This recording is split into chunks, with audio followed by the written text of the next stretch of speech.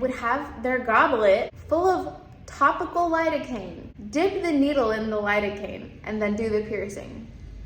Hey, my name is Dre. I'm a piercer in Amsterdam. I used to pierce in New York, and I have worked in some really crazy places. So I wanted to share a little story time. Grab a cup. I'm spilling tea today. Let's get started. Today we'll be talking about my least favorite coworker at the craziest place that I've ever worked at. This is in New York City. I can't say too much because legal. I'll tell you this, it was the last place I worked in New York City, and it is a popular chain. They've got locations in Manhattan and Brooklyn, and they're starting to become notorious for really sketchy work. They get a lot of shade thrown at them from like other people. The coworker I'm talking about, we're gonna call him Johnny today. Johnny was, how do I describe Johnny? What a strange character. The first thing that I noticed about Johnny was that Johnny is a little quirky in like a hipster way. Like Johnny is nearing 40s, white, and sits in a squat all the time because it's better for like your chi. Or also like their back problems, which is valid, but it was definitely egregious. Like this person would sit in like an eagle squat while speaking to customers, while sitting on benches, sitting on tables, all sorts of things. And you know, do what makes you feel good. That's not a reason to like judge someone's character. If you want to sit a special way, you do your thing, boo. But it gets so much worse after this. So when I started working at the studio that we were working at, you know, this chain spot in Brooklyn, I started working there even though I knew this place did not have a great reputation, specifically because I knew that they had high traffic and that they'd let me do what I want to do. In my head, at this point in time, at least, I don't agree with this now, but my thought process at the time was, as long as I do good work and I'm doing clean work, I really don't care what anyone else around me is doing. Like, I'm gonna take care of me.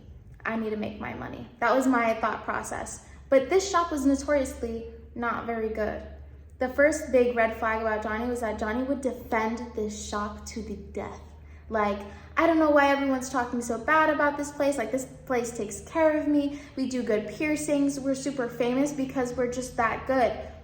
The shop was famous because they had really good marketing and really good aesthetics. And there was a lot of like trendy stuff coming out of that shop. Even if it wasn't good work, it was trendy work. Now that's why the shop was famous. That was Johnny's first blaring red flag. I should have taken that more seriously. I think I was just being naive. I'm editing this and I realized I forgot something. So something that also struck me as odd about Johnny was the way that they interacted with the clients. Whenever a client would be talking about a piercing on their ear or like what they wanted, Johnny would just reach up and touch this person's ear and start grabbing this person's ear without a glove. Not even asking them first. If a client is complaining about, oh, my piercing's infected, and touching their piercing, which in piercing, we know oftentimes when clients are touching their piercings, that's usually why it gets infected. But Johnny would go out of their way to smack the person's hand away from their piercings and was just really like a little too comfortable. I'm gonna put a screenshot of a review that Johnny actually got very recently. And this explains perfectly how this person works.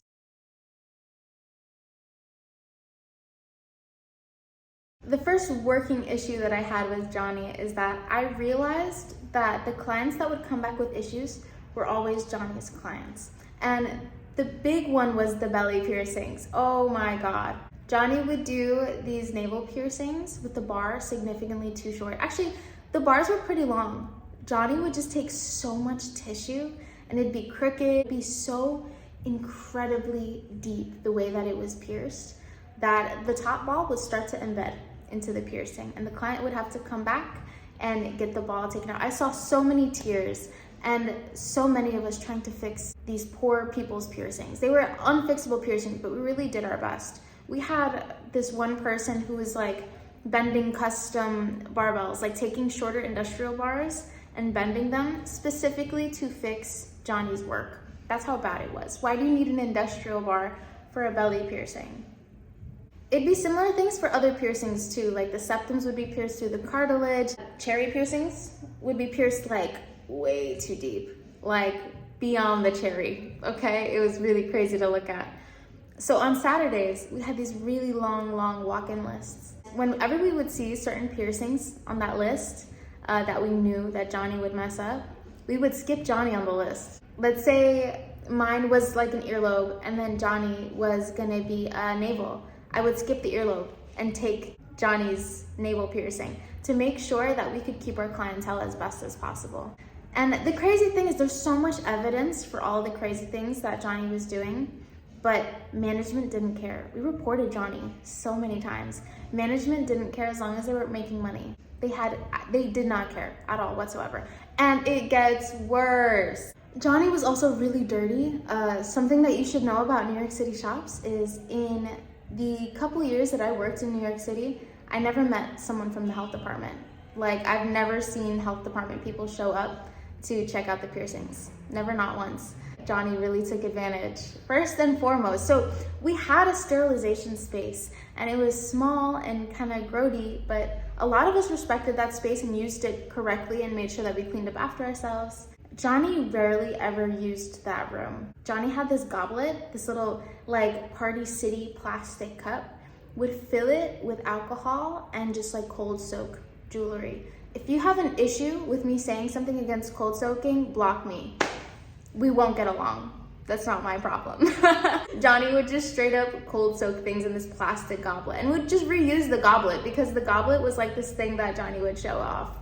Whatever. Johnny also had a wall of shame. So basically, one of the services that piercers offer is if you come in with like a crazy piercing, we can help you fix it. We can change out the jewelry if the jewelry is bad. So Johnny would take out crazy pieces of jewelry from people's faces and people's bodies. And if it was really crazy jewelry, they would put it in a little plastic baggie and tape it to the wall above their station. Also, side note, this shop, we had a main piercing room and it was 4 stations. And then we had a side room where we shared with some tattoo artists, and there were 2 piercing stations. You could also turn some of the tattoo stations into piercing stations. The piercing station all the way at the back, where this wall of shame was, no one touched it. It was the dirty station. Like, if you went to that station, you really had nowhere else to go. That was Johnny's station. No one touched it because Johnny's disgusting. Another thing that Johnny was doing that actually I think is super illegal, Johnny was dipping their needles in lidocaine.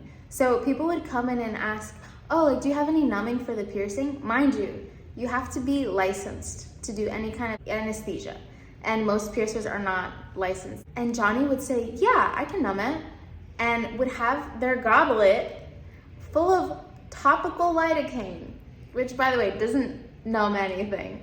Dip the needle in the lidocaine and then do the piercing. That is so devious. I feel like unless you understand everything coming out of my mouth, you have no idea how bad that actually is. Here's the worst story that I have about Johnny. So one day, Johnny is selling jewelry from our like display case. Like, we have like this table full of jewelry, and Johnny's hands, bare hand, is in it picking out jewelry, la la la. And I look at Johnny's hand, I go, Johnny, are you bleeding? Johnny takes out their hand and there's like a cut like this. So there's parts of the case that are kind of sharp, like there's like a piece of glass that's kind of like, so assuming that's what happened, I think Johnny cut their hand on that little piece of glass. Johnny's wearing a red shirt, so goes right back into the curse. And it keeps getting worse because not only is Johnny in this case, the client also wants other pieces of jewelry, and the client is also dusty. So Johnny's going into all the different cases barehanded. Meanwhile, I'm going to the back and snitching to one of the more well-established piercers at this place because I feel like I'm not in the position to say something. I am younger, I'm a little naive and brand new to this place. I'm like freaking out. So I just told other piercers and let the other piercers deal with it. I didn't know what to do. Johnny's in the other cases, bloodied hand, going into other people's stations, touching other people's things, touching sinks, barehanded, just still bleeding. And like 20 minutes later, like clients already left, dude is still bleeding, and that's when they think, oh, I should wash and bandage this. The first thing, when I first said, hey, is your hand bleeding? And we noticed the cut, that's when you should have sanitized your hand and bandaged it. But it took like a solid 20 minutes to get that bandage on this person. All the piercers spent the rest of the day running around with Maticide wipes, just wiping every possible surface in the shop. And we were talking about it, and I had said, I hope Johnny doesn't have anything, because you know, AIDS lives for 72 hours on a surface. So I'm thinking, oh, I hope Johnny doesn't have anything, because that's nasty. Like, they were touching all the jewelry and everything. And then there's another character. Oh my gosh, Sadness. I'm gonna call her Sadness. Sadness tells me that Johnny has HPV. Now, you can't get HPV from contact blood. Apparently, someone did the research after the situation. That's why I know this. But that's still nasty, that you know that you have a bloodborne pathogen and you're just letting your blood hang loose in a piercing shop. It's kind of crazy. Okay, so let's talk about Sadness, because I totally forgot about Sadness.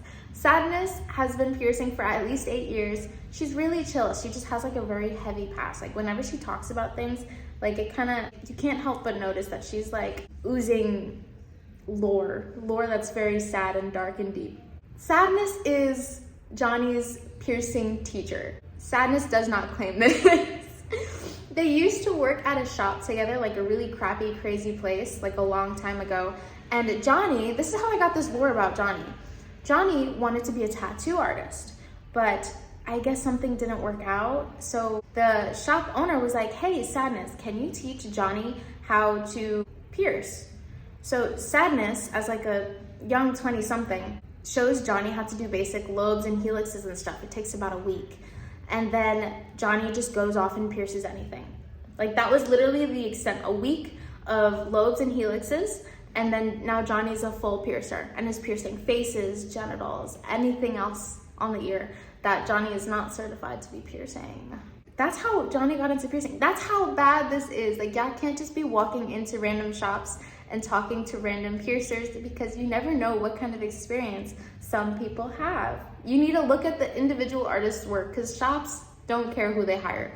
I don't care what anyone says. The majority of shops don't care who they hire. It's so disappointing. Now, that's a whole bunch of awful things about this person, but like, it just continues to get worse. I start to realize that like, Johnny's not all right up here, like genuinely not good up here. So like I said before, there was like a main piercing room, and then there was that little side room where Johnny's station was. No one wants to touch Johnny's station because it's disgusting. At some point, I think Johnny realized that everyone was talking crap about them. So what they would do is show up early, take one of the main room piercing stations and sit there. And anytime anyone talked to any other person, Johnny would just insert themselves. And I think because I was too friendly with Johnny at this point, Johnny like thought we were friends and would just invite themselves to like my lunch breaks, would invite themselves to my conversations. One day Johnny goes, do you want to open up a shop in Mexico with me? No, first off, you're like twice my age and I am a better piercer than you. Secondly, no way, and I feel like I don't have to actually validate that. There's no way in hell. I made up some excuse, I forgot. But apparently this was not the first time someone has propositioned, or Johnny has ever propositioned somebody to open up a shop in Mexico. It was very bizarre stuff. Johnny just wouldn't leave people alone. And it got to the point where people started being a little hostile towards Johnny because it's genuinely agitating. People aren't nice to Johnny because Johnny's genuine, like Johnny shouldn't be there, and management won't get rid of them. Let's get to the part of the story where I quit. I was there for 4 months. It was definitely a learning experience. There's a lot of talented piercers there for sure. It's just not everyone. Like, you really have to be careful at that place. I quit, and then like 3 days later, my favorite coworker gets fired. And this is weird for a few reasons. First reason, he was there for 5 years.